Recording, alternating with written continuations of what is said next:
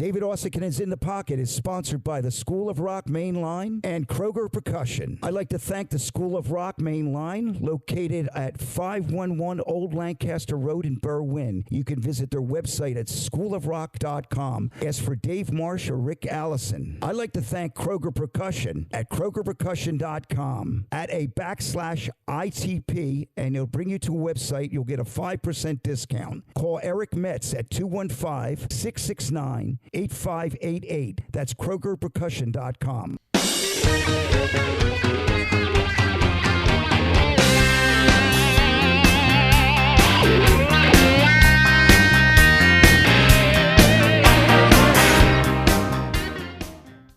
Hey, everybody. Welcome to the David Uosikkinen in the Pocket podcast. On this gorgeous Wednesday morning, I believe it is April 27th, I believe. Yep. Am I right? I'm hitting my dates right.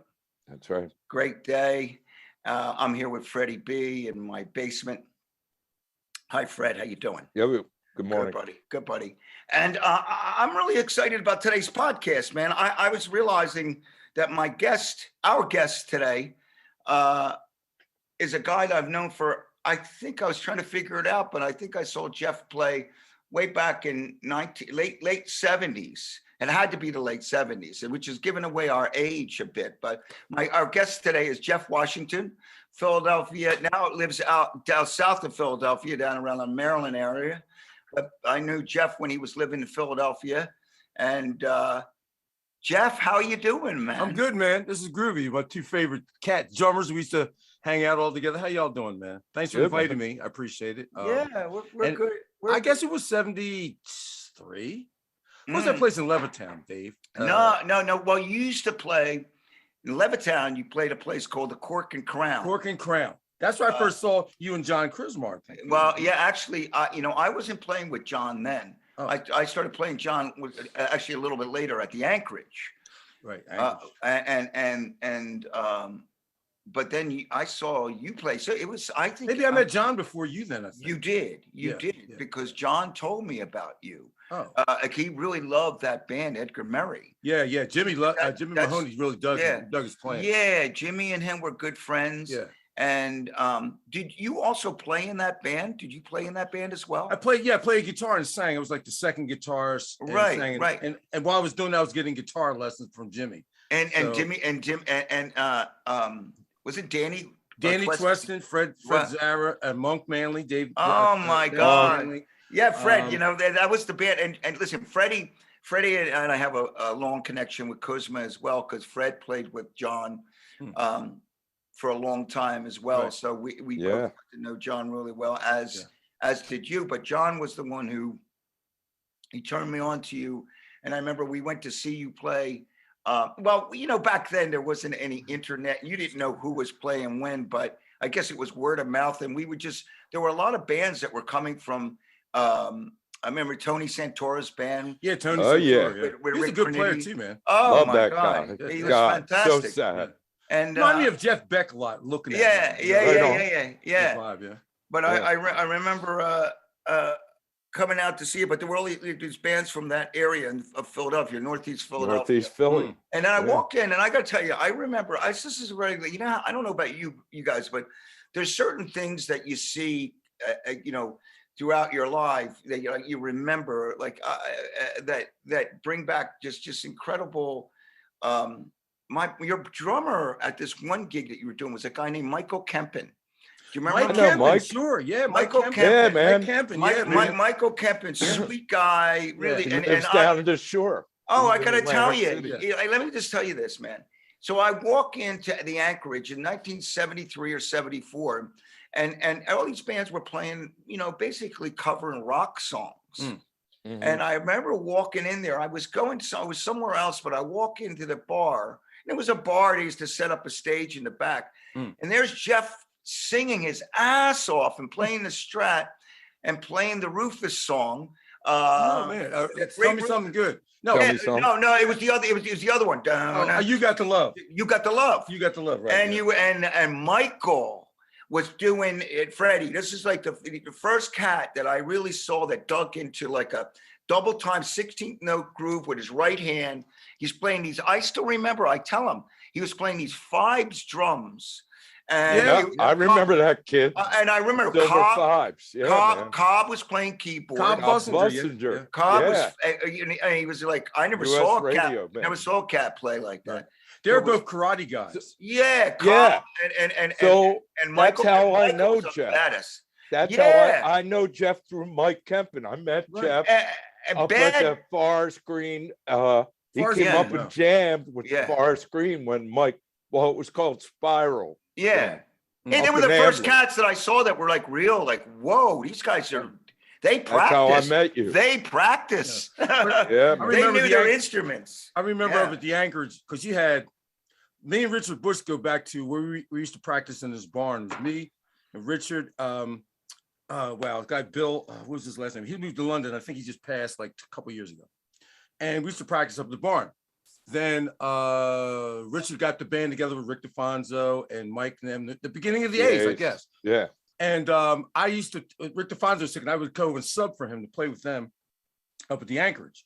And then I got me a gig up there with my band. I started playing up there. So I mean, but everybody, like you said, used to play up there, man. It was Well, they were called, actually, when I saw them, when you were playing there, they were, I tell Richard this, Richard would say to me, Dave, you remember more of this stuff than I do. And I was in the band, but I was such a fan. They had a band called Sin, right? S-I-N. Yep.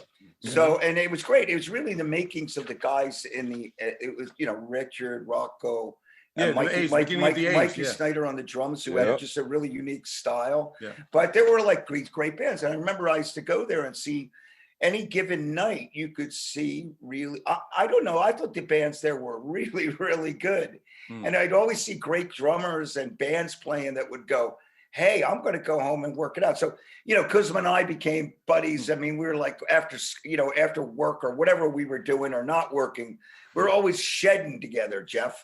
We're always getting together and doing it. And then I remember coming out to see you. You were playing with a guy named, I don't know Butch's name, but Butch was playing Butch bass. Stockton. Yeah, Butch Stockton. Wow, Butch whatever Stockton. happened to him? Freddie Well, man, knew what are you Butch. doing? I know What are you- Butch. Dave, you got a great memory, man. I do got a player. pretty good memory. It's pretty good. It's making me feel good. I know you're good because I'm taking that ginkgo biloba where I can't remember the pills are. So that's the stuff. I can't remember. We have Butch Stockton, great player. Prevagen. No. Yeah, he used to. But yeah, back then I remember, and actually it was another. I just want to say I love drummers because me. Yeah, I know. When I'm on stage, me and the drummer are more tighter than the bassist. Yeah. We're always doing hits together. Yeah, I mean, we go back from the first drummer, I guess Jack LeCompte. Oh, was the first guy I played with because we were in the same neighborhood. Yeah. And we used to practice at Tom Catney's house, right next door to my house. Mm. And Tom's mom, they all musicians rented the next house. So you had Dennis Barth, another drummer. I don't know if you remember him. I probably met Dennis. Yeah. He was a killer drummer. Yeah, he was a killer. Always shedding. Always shedding. We used to do that early Jeff Beck stuff, and he had that Cozy Powell stuff. Oh wow. Oh nice. Yeah. Shut up. You know that stuff Cozy used to do. Yeah. And then Jack, of course. Then Jack was Paul terrific. Hedges. I went to school. I was a gymnast like you were, Dave. Yeah. Hey, listen. I don't know if people that tune in, watch the podcast. That was something that was a surprise to me because my buddy Bob Pitchnick. Bob. You went to high school with them, and I don't know. We went to grade school together. I don't, maybe you posted. Yeah, that's wild, isn't it? That's the cool thing about. There's a lot of negatives about social media, but the one real cool thing about that is that there are so many people that I connected to that I knew growing up in elementary school. Or went to middle school. I mean, it's really, really, really, really great. I know it's like Lincoln High School. George Manning, Rich Cranier. Yeah. I mean, you had like great musicians that went to your school, but there was that great photo of you doing the Iron Cross there, Jeff. No, not me. That was no. You were doing a high bar. Was it the high bar? Yeah. High bar. I could do an Iron Cross. Well, that was good. Well, listen. No, see, that was Kuzma. Kuzma could do the Iron Cross. Oh, he was a gymnast too? Oh my God. Well, that's how I met John. Oh. I actually met John. I was a gymnast as well, as we talked about. Right. But John was 5 years older than me. So I walked into the gym one day and John had his leather jacket on. Right. Had a cigarette. Nobody was doing had a cigarette. And he took the leather jacket off. I think he still had the cigarette in his mouth and he got up on the rings and did an Iron Cross. Oh shit. And then he flipped. He got off like a, I don't know. He got rid of the cigarette, but he had the cigarette. And Fred Lewis walked in, started yelling at him, said, "Get the fuck out of here!" I mean, he was such a great. He yelled at him, the fuck out of here. And because we never heard a coach say that, but John was like, and of course John just strolled out like he was a piece of work. Cool. We used to have a gymnastic band. It's got Chuck Harms played drums first, and it's funny because everybody's like this. And he's playing. No, he's trying to play like so tight. I'm like, yeah. And this guy Greg did like this guy was up. He was 17. I mean, he was like a full-grown man. And he's playing bass, and he's like, just like Kurt, like breaking the neck on the bass almost. It was like the gymnastic band and stuff. Like Crazy. that was hilarious. But yeah, we used to do that. And I remember it was me, Andy Taylor. He's another one. Played bass. And he's a horseman on gym. We had a 3-piece band. The first songs were Expressway to Your Heart, because I was playing bass then. And someone said I could play bass. Hey Joe. Yeah. Sunshine of Your Love. Yeah. So there are 3 big songs. Right. We're on the gig, we're putting them in heavy rotation. Yeah. Expressway was always a song that we all had to play, even if we were in rock, like heavy rock bands. Oh, yes. Like doing that, you say, we've got to do Expressway because it had the riff. Sure. Yeah. So we had to have the riff, and you get and playing the bass drum part, and the hat part was always like tricky. Yeah, like to get it right, Well, I can only play with my thumb. I can use my fingers. I would play like this. So we're playing in the Chamonix Mall at a talent show up in the Chamonix Mall. Wow. And the only black thing up there besides me were tires on cars. Oh, right? and my buddy Al Johnson. Because I went to Woodrow Wilson High School, which was, I don't even know, but we, it was, we were a mixed school. Of course, it was primarily like more white kids, but there were plenty of African-American kids in the school, man. It was like, did you go to Chamonix? You were up in the Chamonix? No, man. I went to, it's called Truman High School now, but it was Woodrow Wilson when I went Woodrow to Wilson, school, sure. Which was Bristol and like, like Levittown area, Croydon, parts of West Bristol. Yeah, Bristol, you know what I mean? So, but that's where I met John, and we used to do, just like all you guys, we did the Battle of the Bands, did all that kind of stuff coming up, really learned to play the instrument by putting records on. Right. You know what I mean? Do you guys marvel at how, like, it blows my mind about YouTube, how you don't need to necessarily take a lesson from any. It helps take a lesson to show you some things. But YouTube, you can almost look up anything. And like when we were younger, it was like if we were learning a part to a song, it was like the needle on the record, right? Oh, yeah. You guys all did that. Oh, yeah. I mean, we all did. I used to put like quarters and stuff on the needle, the arms would slide across the record. Exactly. But that's what I say about the kids. You have a lot of virtuoso young kids, but they have a lot easier access to learning than we do. They can now visualize and look at somebody playing something. They can also slow it down and have somebody playing something. So but I mean, I see these kids playing, I'm like, oh, you little sucker. Yeah, I know. But the only thing but one thing that I hope, see, nowadays, I think that because of the phone and laptop and the digital age and virtual things, what we used to do is that we had to connect as a group. And they rarely do it these days. And I think, one thing, because I've noticed even some cool players, when they get together with a band, it's like they're not figuring this out right away. Yeah. You know what I mean? And that was stuff that we figured out like immediately.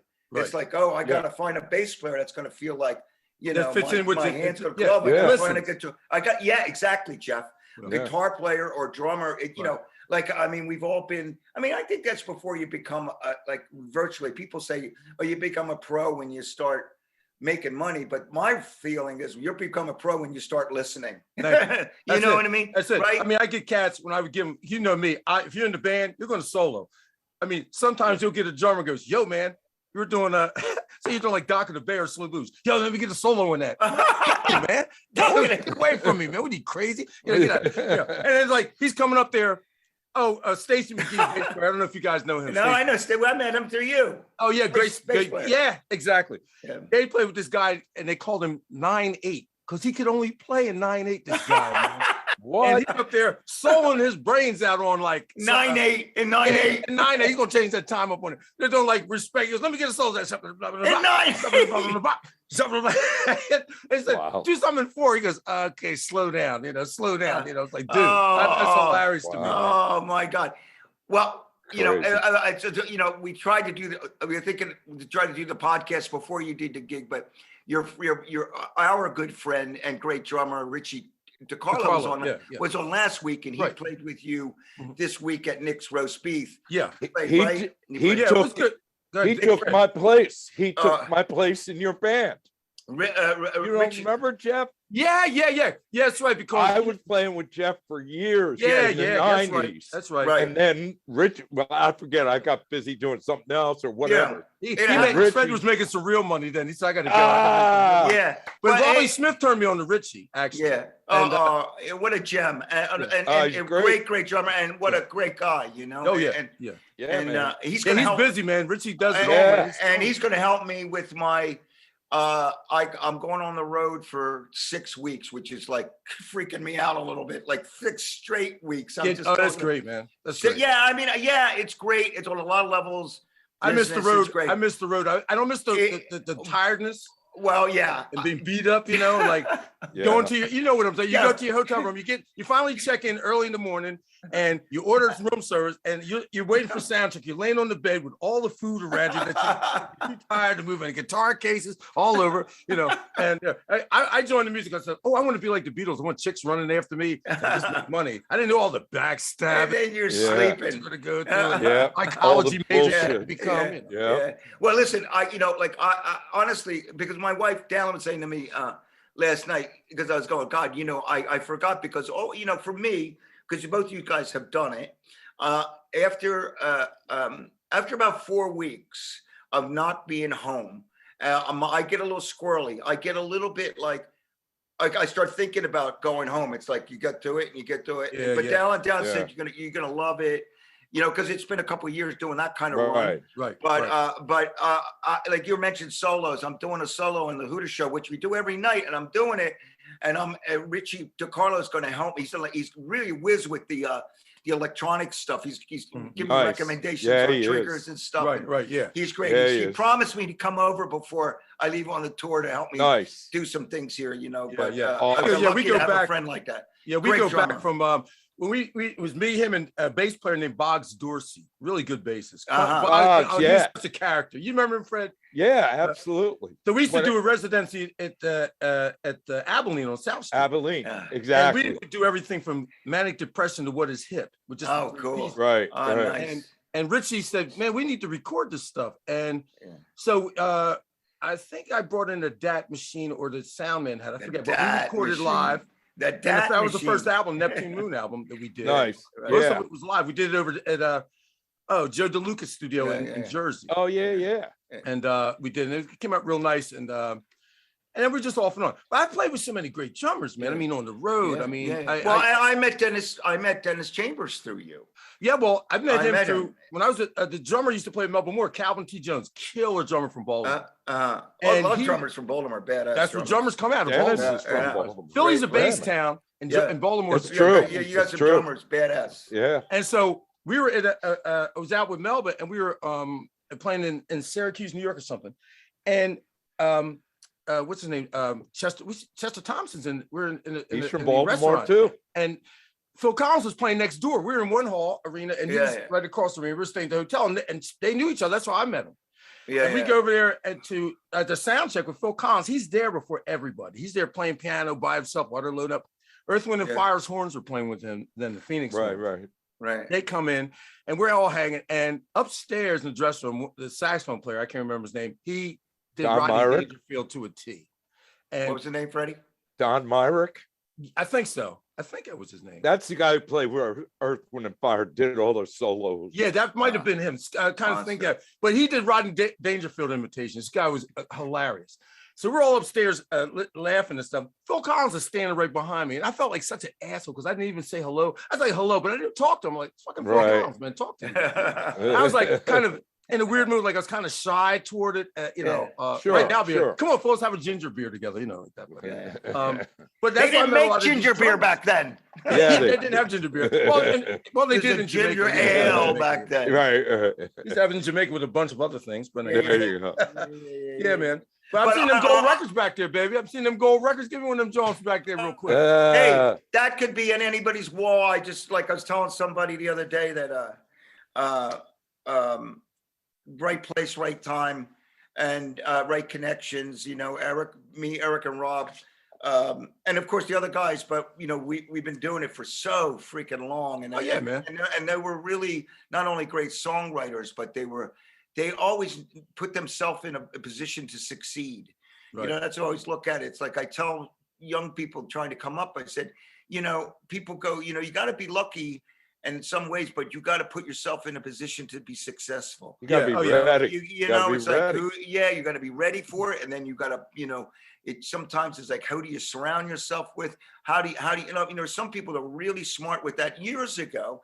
Nowadays, you know, we have so much information from the internet, and you know, you can find out a lot of things real quickly. Accessibility is amazing, but a lot of times accessibility is like what makes things work, you know, right, like, exactly. You know what I mean? So it's like, it's amazing what a few dollars in your pocket will do for you for getting gear. And, you know, like I remember like when I was a musician and thinking, oh, I want to be able to play like Jeff. I'm sure there's guitars when you were younger. Like I'd like that guitar. Oh yeah. Wish I had that. I wish I had that, but it's like, I can't afford that. You know what I mean? No.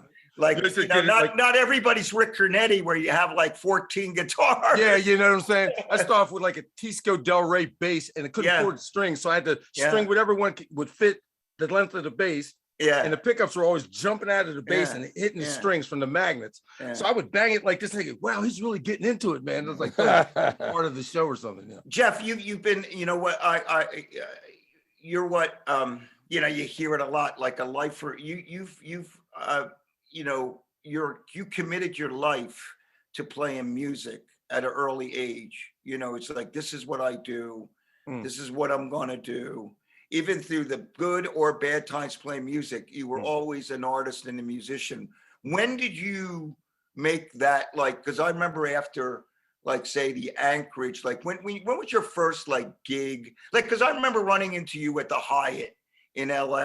Yeah. And I was staying at the Hyatt, and there was that party going on. I remember it was the first time I ever met Steve Gadd. Right. Because Zildjian convention or something. Yes, John DeChristopher was there, and he goes, "You want to meet Gadd?" And I said, "Of course I do." Right. And Gadd was just 2 years sober at the time. Right. He was celebrating his 2 years, and he looked completely different because I saw him one other time, and he was like me. He was nodding out.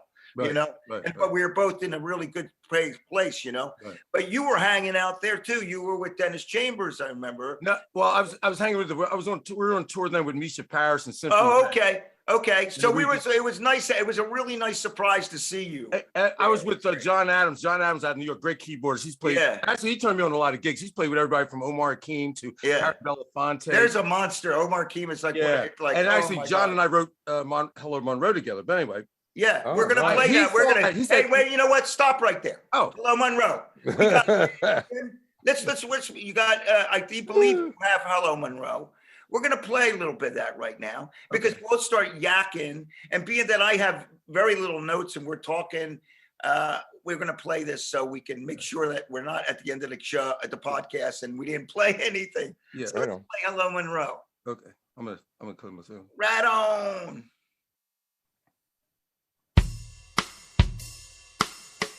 This is a big departure from what I do. Monroe is my ex-wife. That's cool.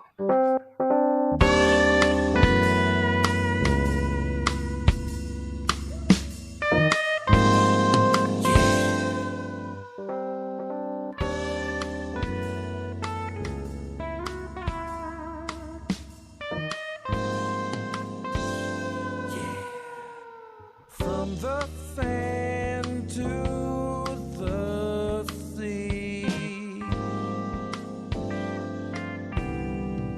your eyes are still haunting me. Now I was the one who fell in the snow. Hello, Monroe. I knock on your door and then I say hello.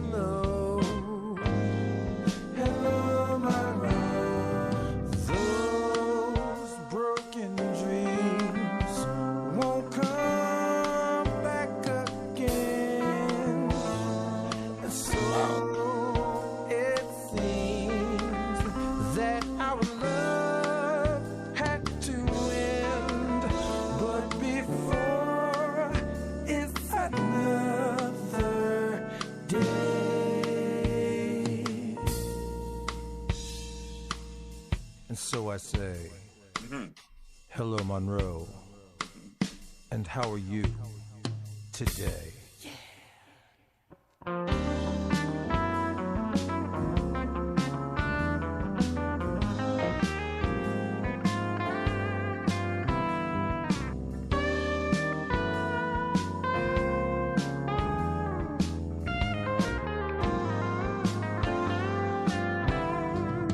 Good day.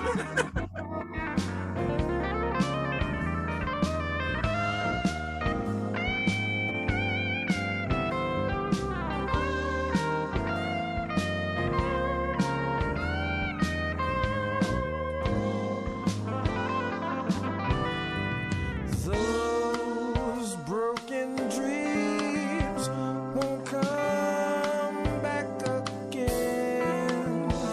And so it seems that our love had to end.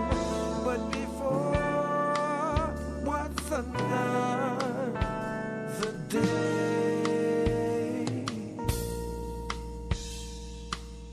Hello, Monroe. And how are you today? Like birds of a feather when we were together. Man, that's killer, man. You like that, man? Thanks, man. I like it a lot, man. You know, The one who fell in the snow. it's got a Stevie thing too. Yeah, I can say that. Yeah, man. Yeah. It was it just pretty much fades there. Hey, man. Jim, you could fade it. Hey, man. Really nice. Really Yeah. nice. It was Vocals John, great too. John Adams, the keyboardist. I heard he played it one time for me over the phone. I'm like, send that to me.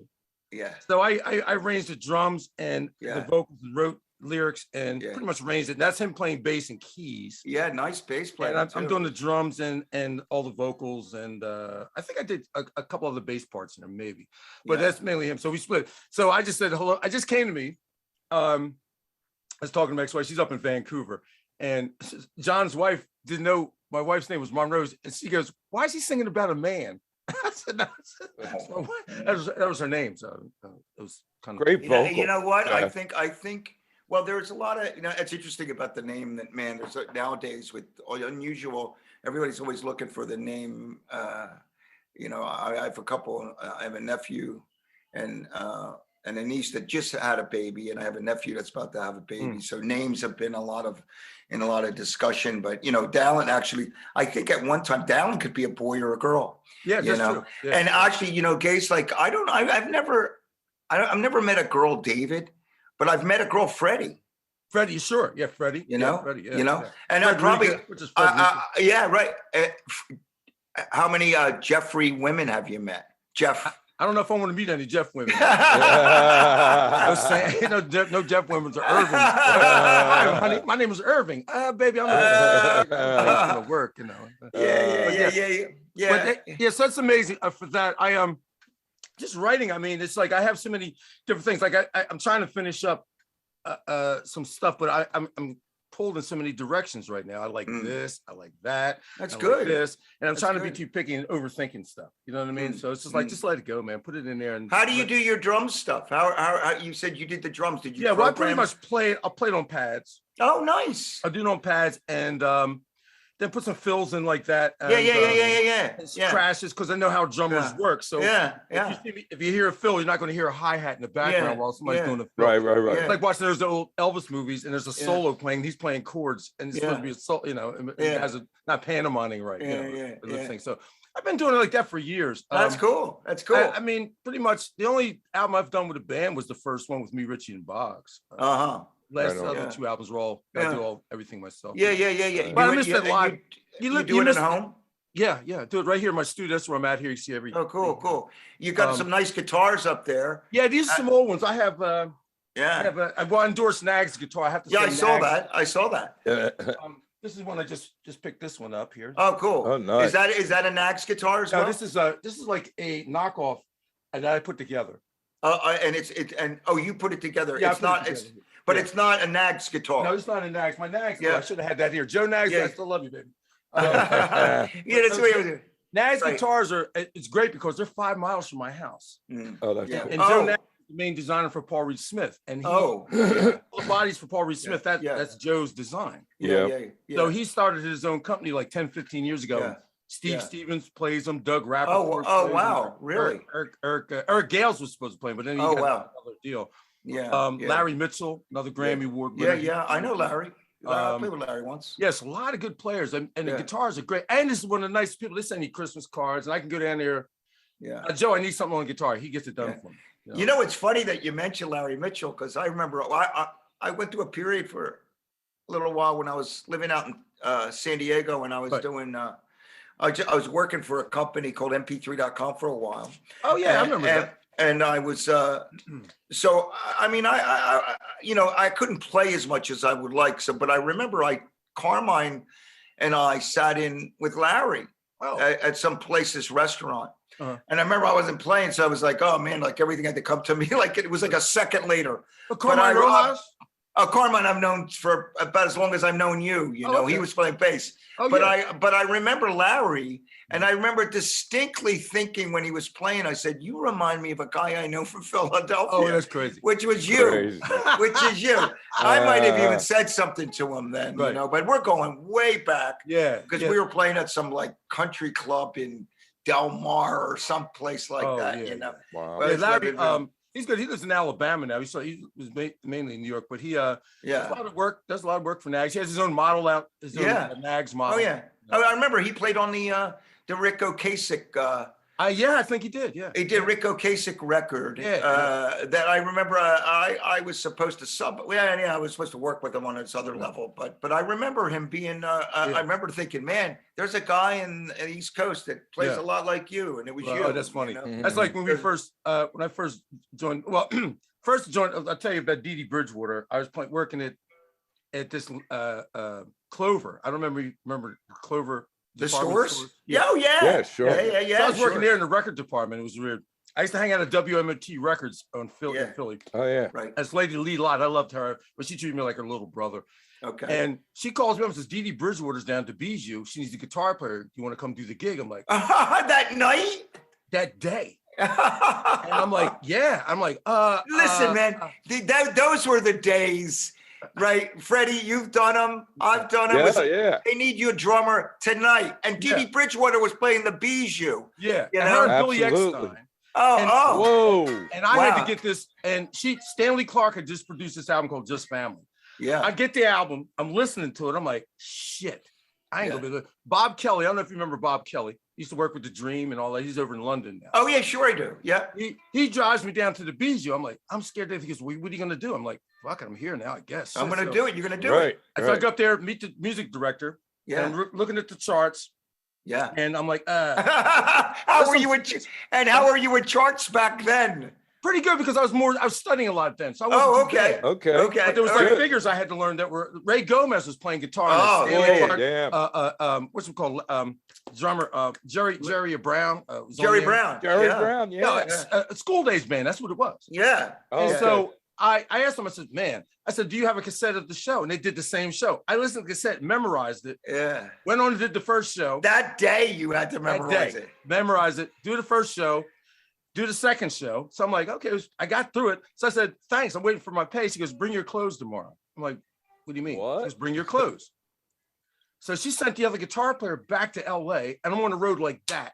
Oh, roving up for Stanley Clark for School Days Band. Wow. And just gigs like that would happen. Like you said, David, right place, right time. You know what I'm saying? Yeah. Now, here's a bad place in the wrong time. I started when I first got with Melba. We used to rehearse at this music building on 8th Avenue and 38th Street, I think it was. And the guy that ran the studio was Penn State coach, his nephew, Joe Paterno's nephew. Yeah. Oh, okay. And he managed this girl, was always there singing and stuff. So I would get there early because I had to take the train from Philly. So I would always get there early. And this chick was always laying on the couch, man, hair underneath her arms and everything. I'm like, ew. Oh, Jeffrey. It was Madonna. It was fucking Madonna. Oh, shit. And he was managing her then. Me and the drummer were supposed to play on her demos, and we got snowed in Pittsburgh. We had to do a gig in Pittsburgh and got snowed in. And so here comes Nile Rodgers. We'll do it. And that was it. That was the end of that. So that was like a swing and a miss on that one. Hey, listen, man. Yeah. You mentioned Nile Rodgers. Nile Rodgers right now, I mean, he's doing great. And what great work. He's a great producer, great songwriter. He's great. Yeah. But I got to tell you, man, I have found, when I mentioned doing the mp3.com thing, like it was an opportunity for me to, support my family. The company was going public. So it was going to windfall. I kind of fell into it, totally luck. Learned a lot about, digital stuff like that. But when I listen, I started to work there. I didn't even know how to open up a computer. And at the time, then I left there writing Linux code, for God's sake, So it was a great experience. But I remember the Nile Rodgers and what's her name? Amy Mann and all these different people would stop in our office. They would come in, they were curious about, technology and what's this MP3 thing? What's an MP3? And this is going back to 1997, 1998. But I remember Nile was, I don't know if it's possible to be Nile Rodgers and be down on your luck, but he was like saying to me, he goes, I need a gig. Wow. I remember he was saying to me, he's like, I mean, you did the Bowie, was this after Let's Dance in China Girl, all the great stuff. But after that, he was telling me, because I need a gig. I had, listen, man, just people just assume that everything is great with everybody. I remember running into Tim Schmidt at the park when I lived in Woodland Hills, and he had his baby girl out there, and I had my son, and we're like hanging at the park. And he said, he knew that I was playing in the Hooters, and he said, if you hear of a bass gig, let me know. And I said, yeah. And I'm thinking, something's going to happen. Of course, it always happens, if you're there. 3 weeks later, he gets hired by the Eagles. Oh, shit. It's like he's got the gig, You never know. You never know when things are going to happen, Yeah. It's never like, know. We did Pat Sajak's show with Nisha, and Tom Scott was the music director. Eric Gale's playing guitar, and I went over. Oh, Mr. Gale's like great. I'm like, well, He goes, man, it's the same thing. Thank goodness I got this gig. I wasn't making any money. I'm like, you have 5 albums. Like, you're a legend. He goes, yeah, but he says this is making me money. So just to be clear, this is Eric Gale's. Eric Gale's from Stuff. Right. Stuff. Not Eric Gale. Not Eric Gale. It's Eric Gale. Exactly. Yeah. People get confused, right? Yeah. That's what somebody told me. He says, Eric Gale's got a new album. I'm like, he's dead. I didn't know Eric Gale. Right. Like, oh, shit. Eric Gale. No, it's Eric Gale. Is from Stuff, and Eric Gale's is who's playing. Right. Yeah. Exactly. Both of them beasts in their own right. Jeffrey, I'll just show you my Les Paul. Pretty nice. Oh, that's nice, man. Isn't it nice? Yeah, this was gifted to me. Oh. By a Northeast fella guy a guy named Glenn Goss. I don't know if you know Glenn Goss. No. But Glenn Goss lived in Northeast Philadelphia. He passed away a couple of years ago, and he was a brilliant songwriter and stuff like that. And when he passed away, he told his wife, I wanted David to have my guitar. Oh, that's beautiful, man. Send me his guitar. I can't grab it through here. I was going to try. It's amazing. Yeah, man, you got to play it sometimes. Let me get out there, play it sometimes, man. It's really. I'm trying to get a right angle on his camera. Does it look okay out there? You look good, man. You look great. So basically, you've been, and when I wrote this down when I was, there's a little page that we have to put some information down, but I realized that you've been leading your own band besides doing other things for 5 decades, maybe Pretty longer, much, bro. Yeah, wow. Leading your own band. And making it work, So, and you're an avid motorcyclist, right? Are you yes, still riding. Yeah, I actually had probably pisses some people off. yeah. I had an accident last July. Yeah. And I had like nice little scars on my arm, but that was fine. Let's get back up and ride. But I'm always gonna wear a helmet. You're crazy if you don't. You're out of your mind. Yep. And Dave, we're gymnasts, but your head still hits the ground. I don't care how good you can roll. Well, the rolling does save you. I always tempted to go buy a bike, and I got a license. Yeah, listen, I've been riding my friends' bikes lately. Oh, okay. But when I've been riding, and nowadays you can even rent a bike from a Harley center if you want to go riding. Oh, okay. You know what I mean? But anytime I venture to the discussion with the powers that be. Oh, I know. And I say I'm going to buy a bike. Yeah. I get No. Have you noticed how people are driving lately? You know, yeah, up there, I would never get a bike. You know, it's a different world, man. And I hate to freak bikers out, but there's so many people on the phones when they're driving. Exactly. Oh yeah. That it's unbelievable, man. Down People here really... is like a biker friendly area where I'm at, because it's mainly all country roads. And a lot of people ride. I mean, you got squirrels riding down here. You know what I mean? Everybody's riding. And most of the people that are from here in this area are very conscientious of bike riders. Got a lot of people moving over from the Western Shore, and they're driving, like on my road, it's 40 miles an hour, which is too fast. And people are doing 60 now, and it's supposed to be 40, and they're doing 60. That's what, you know, and that's because, I mean, very few accidents here, very few, very few little crime, you know. Well, listen, well, be safe, but I wanted to ask you, so coming up, I'm going to obviously, listen, when you were listening to guys, guitar players coming up, you mentioned that Jimmy Mahoney gave you guitar lessons. You were playing with him. I'm guessing that you were playing with him and he was giving you lessons. You're like, this guy's really good. I'm going to have him in my band. Who did you listen to though? Who was your go-to guys when you were young? Because you really had a sound, an identity. You're playing at an early age. Like my friend, like say Rick Cornetti, and Tony knew exactly who he wanted to sound like, Santoro.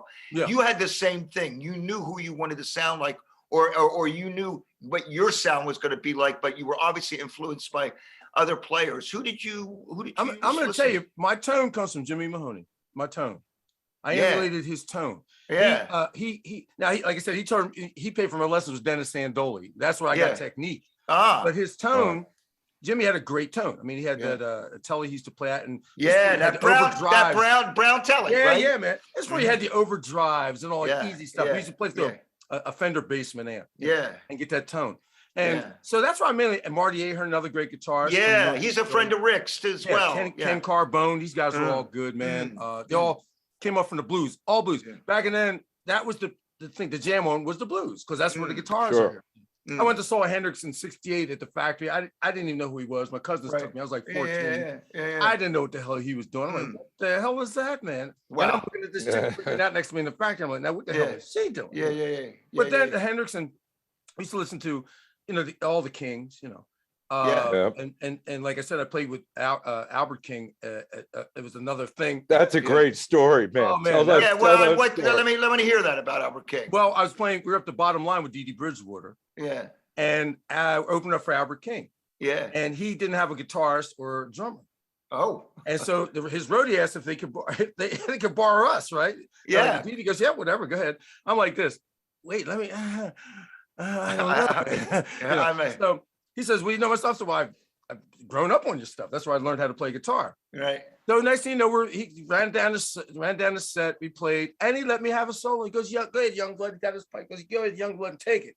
I was scared to death, man. And now I'm like, you know, wow. Albert, you ain't getting on stage. I got this, man. You go sit down or something. Well, listen, go smoke your pipe. That's smoke your pipe, Fred. Well, isn't that the kind of thing that kind of helps you get through? Oh, it got me stage fright. Get you over. Like, okay, I did it. I survived it. Nothing happened. Yeah, well, that influenced me.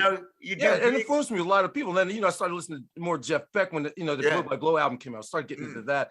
McLaughlin, hearing that. All kinds of, and horns, saxophone. I love the fluency and the bebopness, I'll say.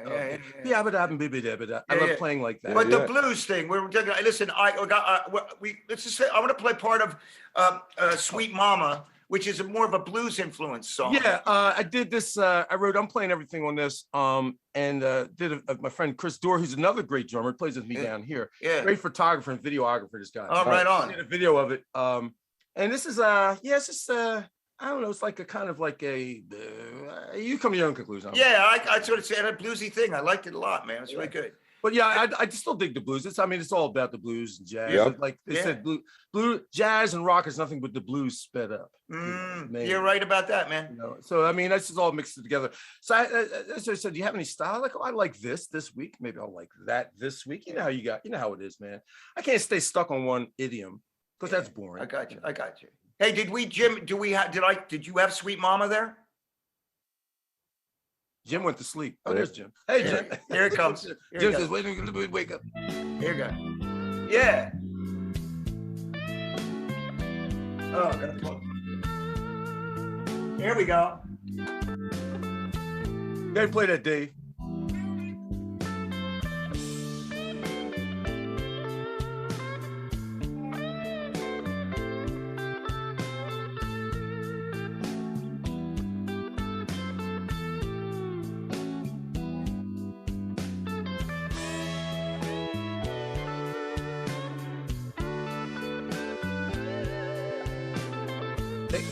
they can't see me. Can they see me while while you're playing this? Yeah. Okay, I was gonna go blow my nose. You can blow your nose on it. I'll be right back. Walk with me on down the road. Down the road, baby. Come on, sweet mama. Walk with me on down the road. Down the road. Gonna give you some good loving. More than you have ever known.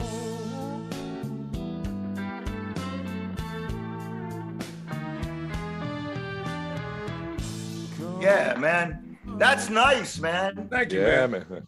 That's nice. It's nice. And, sometimes easy doesn't mean it's simple.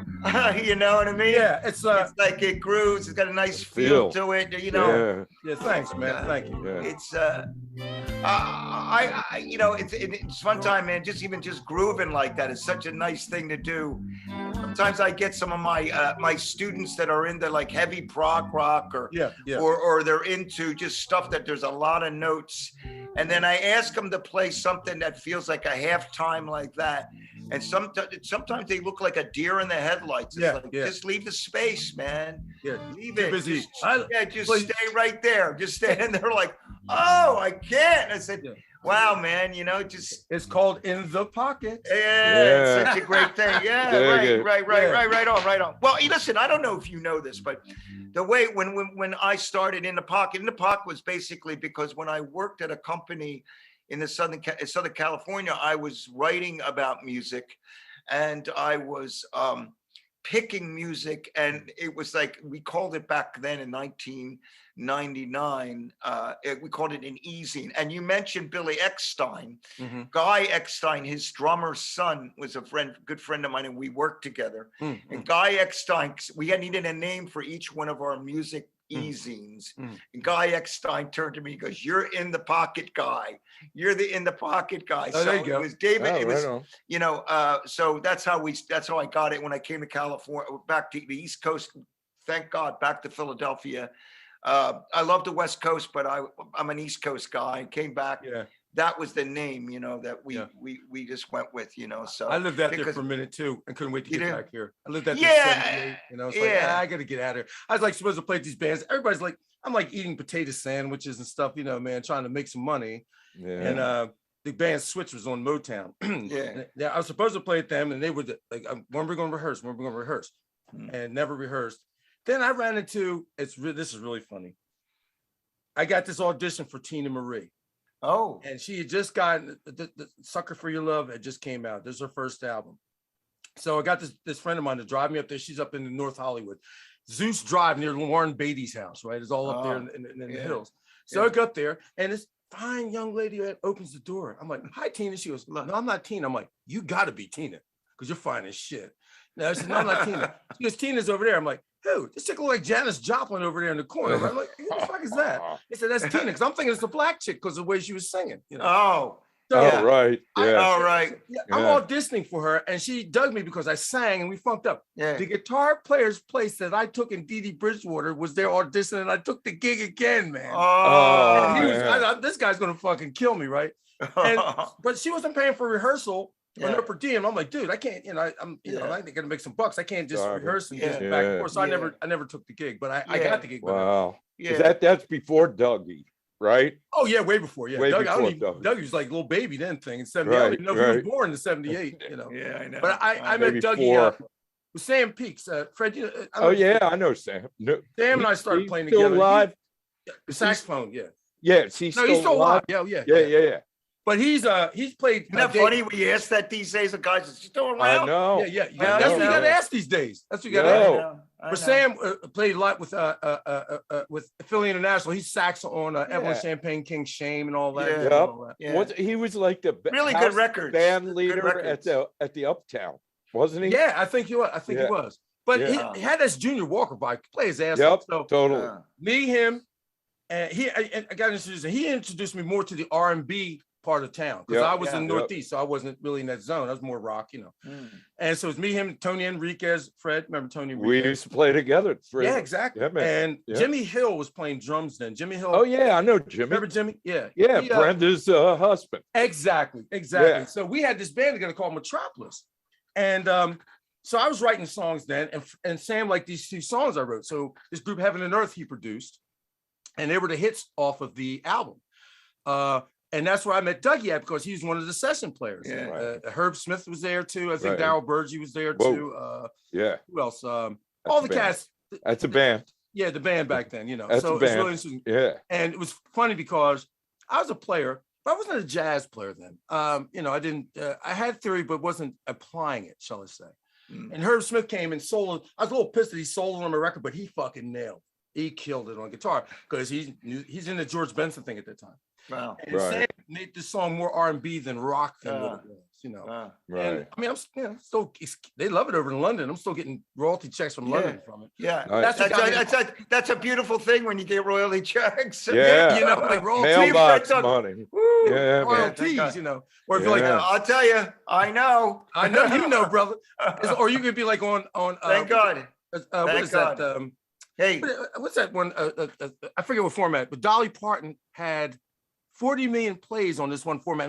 You're talking about Spotify, or man, you don't make no money, man. You don't make it, but Sound Exchange and Premier Music's companies. Collect stuff like that. Fred and I are big fans. Dave turned me on to Premier. Yeah. Oh, are they good? Are they good? Oh yeah. Yeah. They take care of Yeah. I'll hook you up with a guy. Yeah, man. Shoot, I appreciate that, brother. They're in Canada. 10 years now I've been up. They've been doing my thing. You've been with them for 10 years? Yeah. Okay. Yeah. And they take care of you right? You incredible. Oh, very cool. Incredible. That's really uplifting and hopeful, really isn't it? Yeah. They're great people. I owe my friend Keith Scott, who plays guitar with Bryan Adams, is the one who hooked me up with them. And okay, very cool. One day he said to me, he goes, Dave, what do you know about neighboring rights? And I go, nothing. And then I started looking it up, and then that's when I started doing more research into going like, wait a minute, I'm supposed to get paid on this. So, yeah, right. You know what I mean? You find this stuff out, you go like, hey. Wait, you pay me too? Oh, you mean I get paid too? Yeah. It's I go to the movies by myself or something. Yeah. It's a great thing. Hey, listen, so Jeff, what do you got coming up? Do you have any gigs coming up? Yeah, this Sunday I'm playing at the Caroline County Jazz Festival. Right on. Nice. And if somebody wants to come, how do they? It's in Maryland. You can go. People come to Maryland. People come to Caroline County Jazz Festival. Just all you gotta do is look that up on Google it. Yeah. Do you have a website? Do you have your own website? JeffWash.com. Jeff Wash. Is it JeffWash.com? Jeff Washington. JeffWash.com. Jeff Wash. Beautiful. JeffWash.com. That's coming up. And at the end of the others, Ronnie Smith, really good guitarist. I've never met him, but I've seen his YouTube. He's like kind of nice jazz guitarist. Nice. This is the first one they're having. I mean, I'm not a jazz guy, but I mean, I can do what I need to do. So I'm putting a band together. I got Scott Shore on keyboards, Walt Finley on bass, and Chris Dorr on drums. Oh, sweet, man. So we're gonna have man, so awesome. you're out doing it. It always time zooms by. Jeff, it was great. We gotta get together. You gotta join me and Fred for lunch sometime when Fred and I resume our lunches. Yeah, that would be great. Come hang out with us. I told you if we did this, we're gonna need at least 5 hours so we can cover almost everything. I know, man. We missed a bunch. Jeff, I'm glad you were on board, man. Thank you so much. Freddie, I love you, brother. Love you too, Fred, man. you too, brother. Cheers to you, man. Yeah, good to see you, man. Awesome. Fred, we got to talk soon too, brother. Want to thank our sponsors, the School of Rock, Kroger Percussion. Thanks for everything. Go to Pocket Percussion if you need some drums. They moved to Willow Grove. They got some great drums there. Jim DeGrasso and Wildfire Podcasting. You kick ass always. Do a great job. So listen, man, we'll see you next time on In the Pocket.